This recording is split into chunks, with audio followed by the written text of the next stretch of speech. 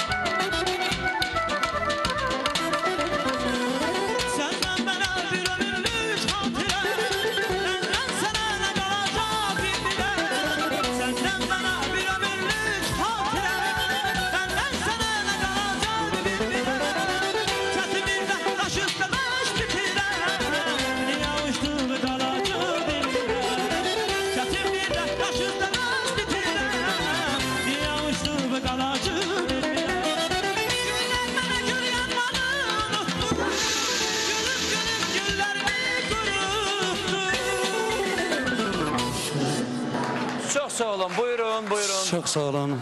Bir daha mən dəstək gözləyirəm Azərbaycan xalqından, dostlardan, bütün məni sevənlərdən. İfa, buyur, İfa. Kimlərə qaldı dünya, dolub boşaldı dünya. Kimlərə qaldı dünya, dolub boşaldı dünya.